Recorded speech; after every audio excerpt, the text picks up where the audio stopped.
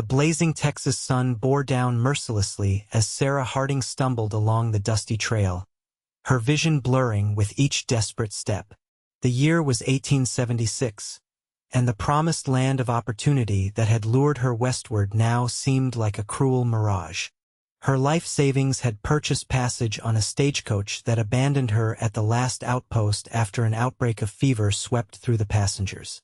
Just a little farther, she whispered to herself, though she knew the nearest town was still 15 miles away. The fever that had started as a mild discomfort that morning now raged through her body. Sarah clutched her travel bag with trembling hands, refusing to surrender even as her knees weakened beneath her skirts.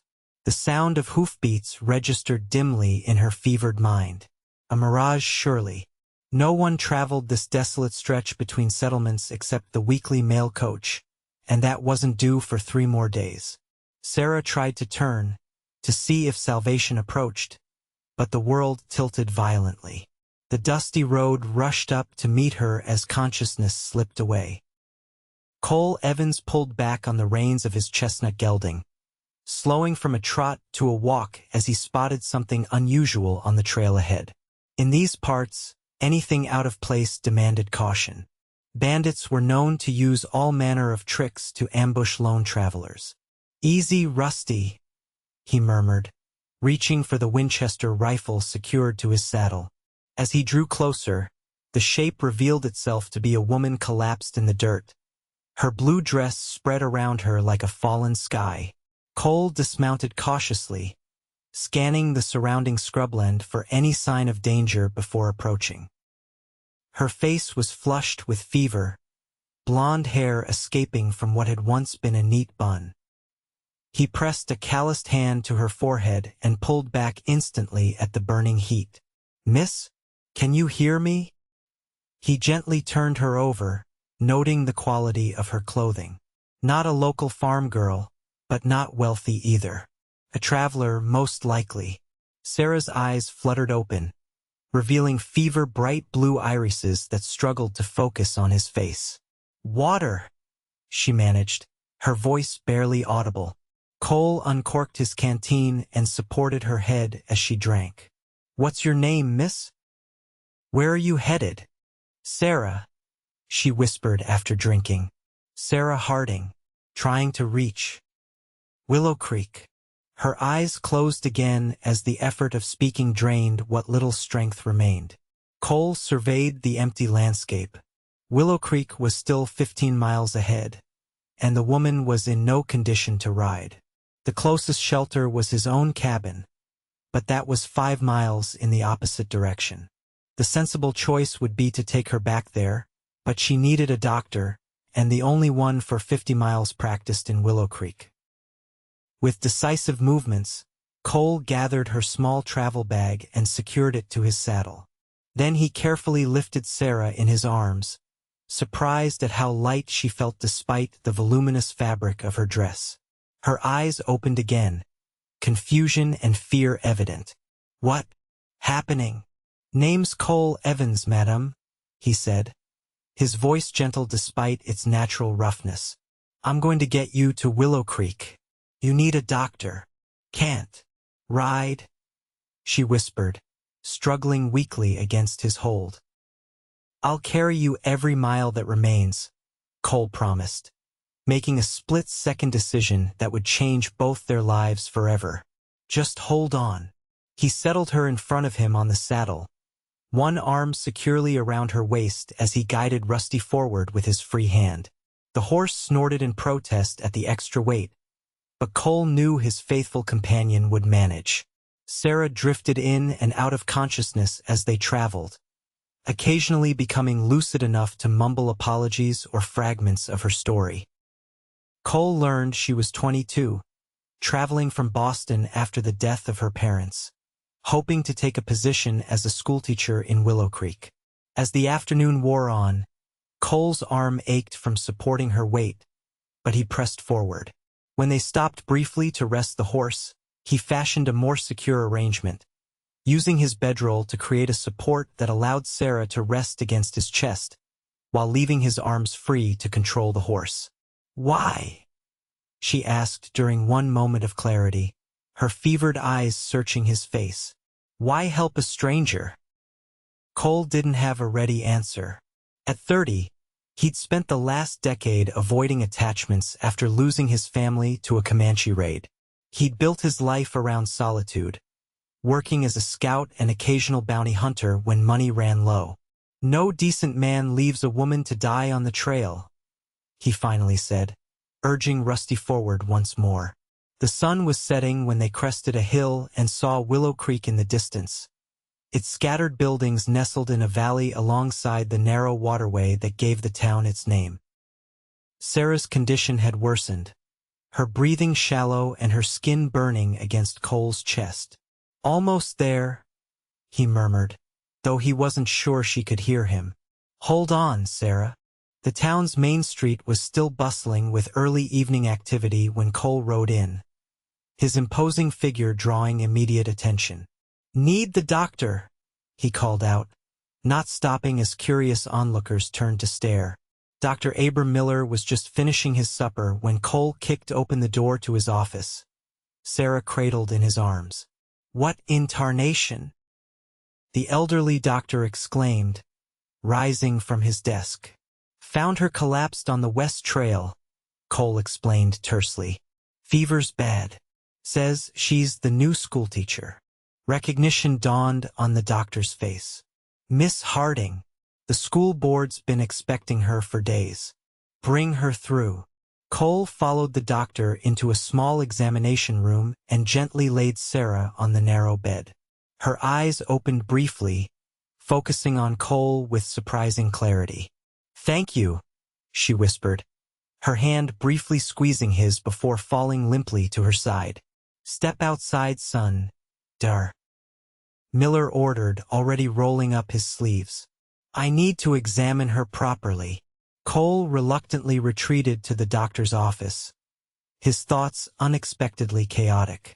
In the space of a few hours, this woman had somehow breached the carefully constructed walls around his emotions. He paced the small room, unable to settle, until the doctor emerged nearly an hour later. She's got mountain fever, Dr. Miller announced, wiping his hands on a towel. Caught it from those infected passengers on the stagecoach, no doubt. I've given her quinine and willow bark for the fever. Will she recover? Cole asked, his voice betraying more concern than he intended. The doctor eyed him curiously. Hard to say. Next 48 hours will tell. She needs constant care. I'll pay for a room at the boarding house, Cole decided. And a nurse. Dr. Miller shook his head. Boarding house is full with the cattle buyers in town. And Mrs. Peterson, who usually nurses my patients, is away visiting her daughter. Cole ran a hand through his dust-covered hair. I made her a promise to get her safely to town. I aim to see it through. There's a small room upstairs, Dr. Miller offered. Used to be my son's before he moved east. You're welcome to it if you're staying. Cole nodded his acceptance, surprised at his own decision. He'd planned to resupply in town and head straight back to his cabin, not linger to watch over a stranger.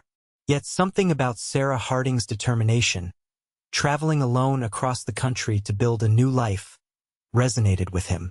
The next 2 days passed in a blur of worry and small victories. Cole took turns with Dr. Miller watching over Sarah, cooling her brow with damp cloths and coaxing water between her parched lips.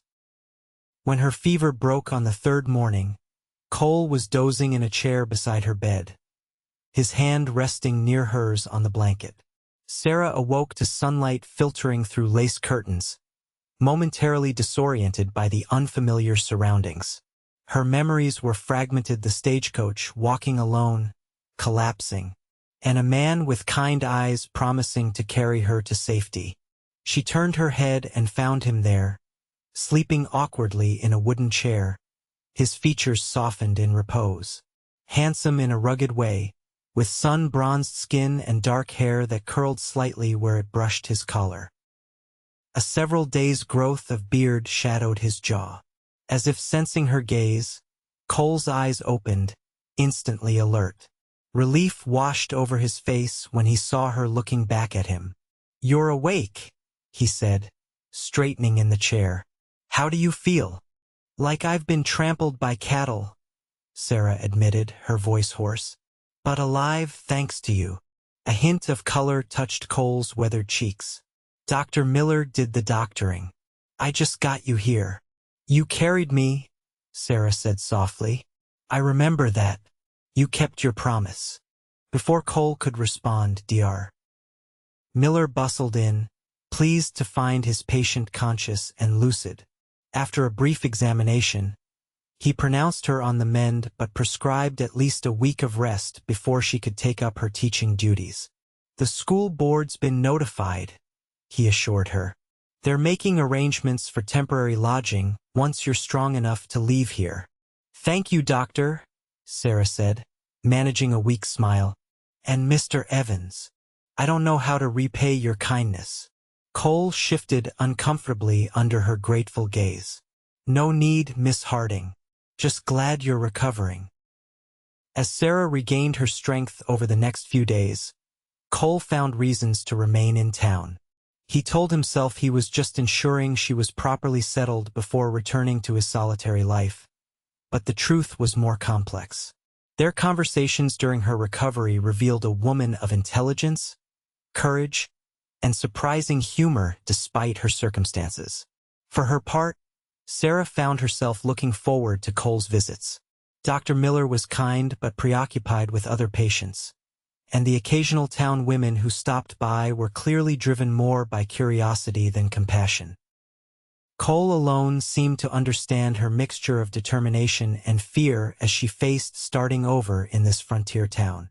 A week after her collapse on the trail, Sarah was deemed well enough to move to her permanent lodgings, a small room attached to the schoolhouse at the edge of town. Cole insisted on escorting her there, carrying her modest belongings and steadying her arm as she walked the short distance.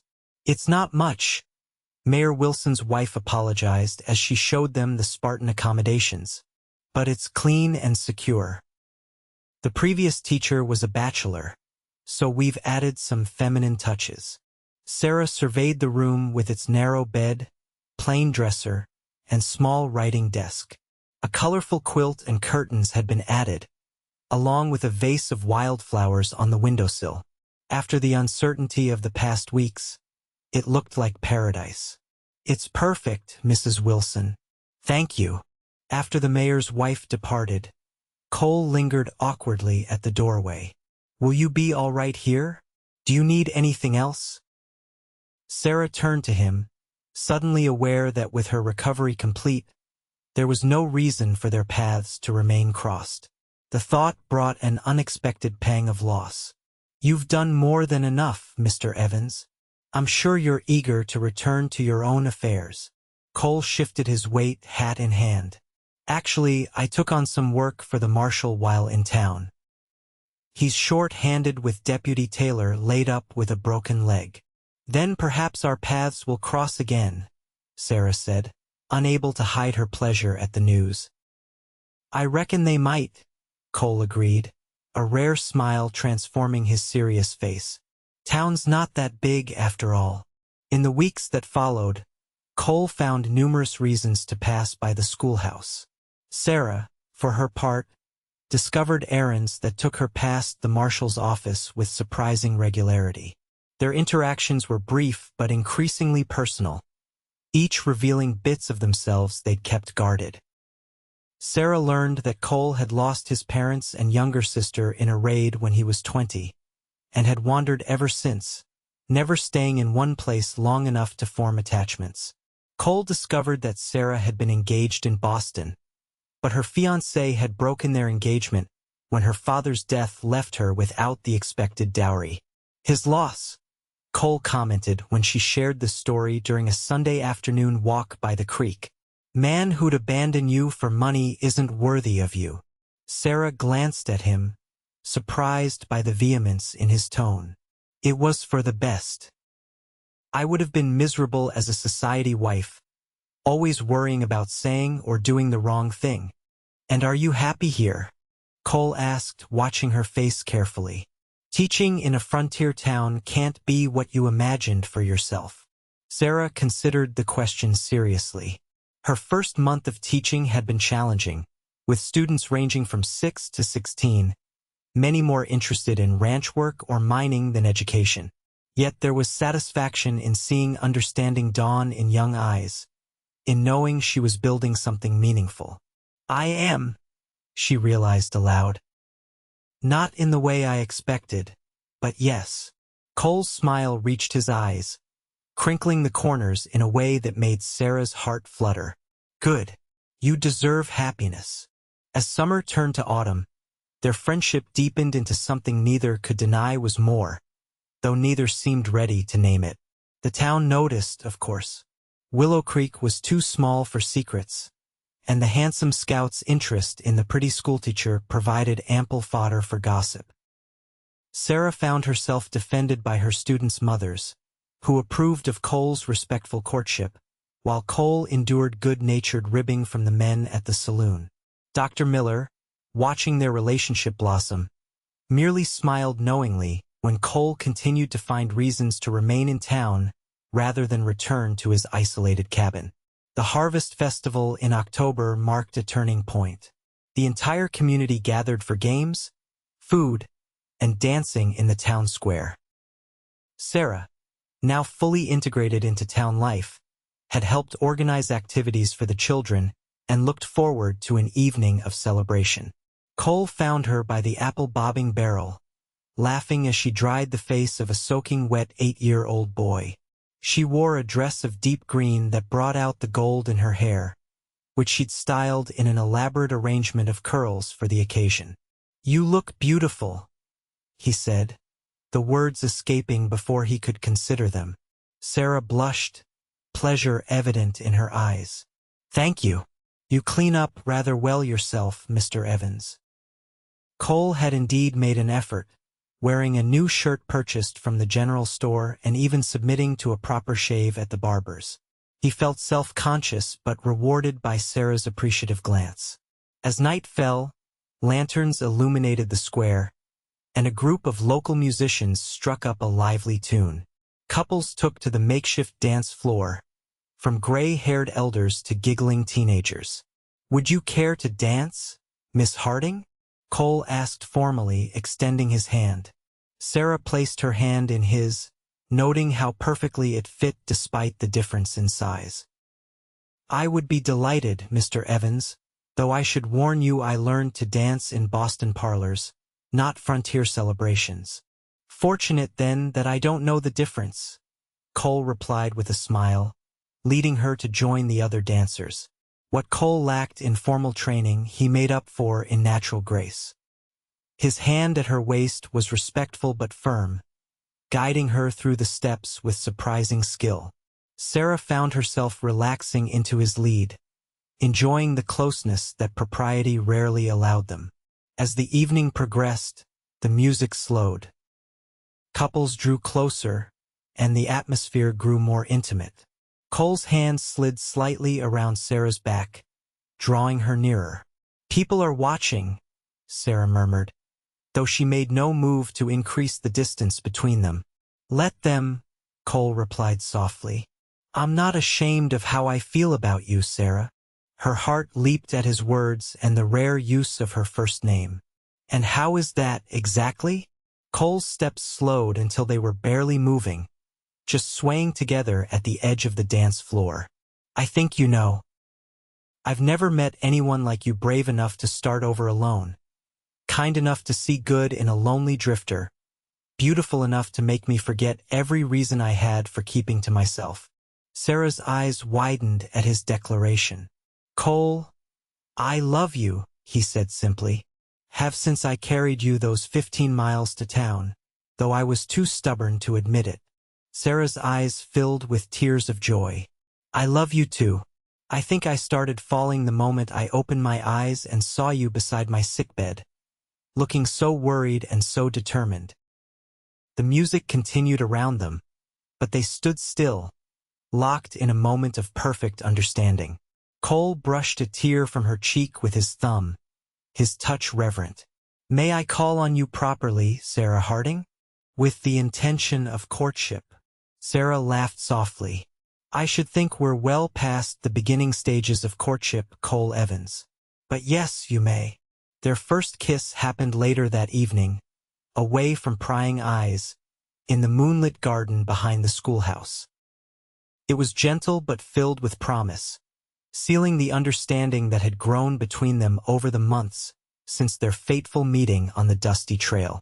Winter came early that year, bringing snow by mid-November. Cole, now officially the town's second deputy, had taken rooms above the marshal's office but spent most evenings at the schoolhouse, where Sarah would prepare simple meals and they would talk for hours by the fire. I received a letter from the school board today, Sarah said one December evening as they sat before the hearth. They've offered to renew my contract for another year. Cole looked up from the knife he was sharpening. That's good news. Will you accept? Sarah studied his face carefully. That depends. I've grown attached to Willowcreek, but... Cole prompted when she hesitated. But my future plans depend on certain factors beyond my control, she finished diplomatically. Cole set aside his knife and moved to sit beside her on the small sofa. Such as? Sarah gathered her courage. Such as whether a certain deputy might be planning to remain in town as well. Or if he intends to resume his wandering come spring. Cole took her hands in his. Sarah Harding, I haven't given a thought to leaving since the day I found you. My wandering days are done. Relief washed over her face, followed quickly by determination. In that case, I should tell you that while I enjoy teaching, I've always hoped for a home of my own someday. A family. Cole's expression softened.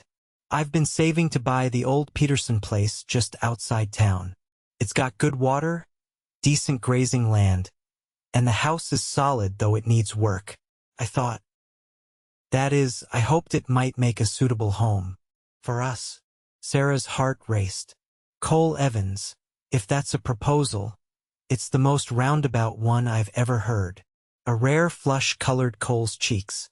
I'm not good with words, Sarah, but I love you more than I thought possible to love another person. I want to build a life with you, whether that's in town or on a small ranch or wherever you'd be happiest. Sarah leaned forward and kissed him softly. Ask me properly, and you'll have your answer. Cole slid from the sofa to one knee, still holding her hands in his. Sarah Harding, will you marry me? Will you make a home with me and let me spend the rest of my life loving you? Yes, she answered without hesitation. With all my heart, yes. They were married on Christmas Eve in the town's small church, with Dr. Miller giving the bride away and the entire community in attendance. Sarah wore a dress of ivory satin ordered specially from Denver, and Cole sported a new suit that made him look, in the opinion of several admiring townsfolk, almost respectable. The Peterson place became the Evans Ranch by spring, with Cole dividing his time between deputy work and restoring the property. Sarah finished her teaching contract but declined renewal, focusing instead on creating the home they both had longed for.